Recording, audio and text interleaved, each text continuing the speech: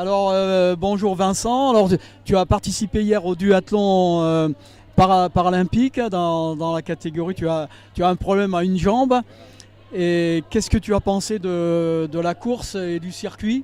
Bah, c'est vrai que c'est très intéressant parce que le triathlon a compris depuis longtemps que fallait passer à l'égalité pour tout le monde. C'est vrai qu'il y a les âges, il y a les pros, il y a les élites, il y a les espoirs et maintenant il y a le handisport. Et que tout le monde soit rassemblé ici en Espagne à Pontevedra, ça montre que tout le monde est égaux dans le sport et voilà, quoi. Oui, comme je te disais tout à l'heure, cette épreuve rassemble toutes les classes sociales et rassemble tous les âges. Il y a tout, il y a les hommes, les femmes, tout ça c'est mélangé, les courses, et c'est super quoi. Ce mélange-là est super. Et alors, tu as, qu'est-ce que tu penses de l'accueil qu'on a eu à Pontevedra là? Bah, c'est un accueil exceptionnel parce que comme tu sais, mais les gens ne savent pas, je suis paralysé à partir du genou à gauche et j'ai été cycliste professionnel dans une équipe qui s'appelle Jartazi, coéquipier de Kirstipio et Capel.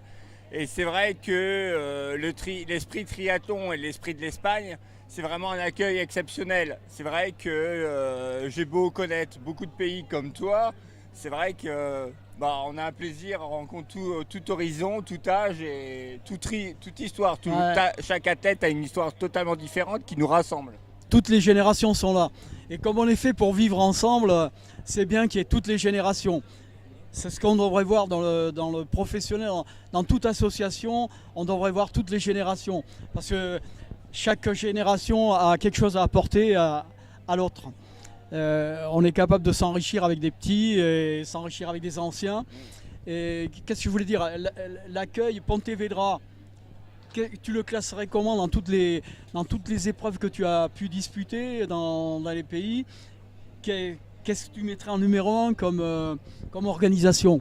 Numéro 1 de cœur actuellement, c'est vraiment ici parce que c'est grâce à Pontevedra et à ces championnats du monde qui nous permet de nous réunir. Parce que si on n'a pas l'occasion de se réunir, tout âge différent, toute histoire différente, et les handicapés qui sont maintenant reconnus quand même élites depuis Londres. Oui, vous participez aux Jeux Olympiques quand Maintenant, même. c'est devenu olympique depuis au prochain à Rio. Et c'est vrai que ça permet vraiment de réunir et d'évoluer avec tout le monde ensemble. Et l'union fait la force de toute façon. Et ça permet vraiment de nous réunir ici. Ouais.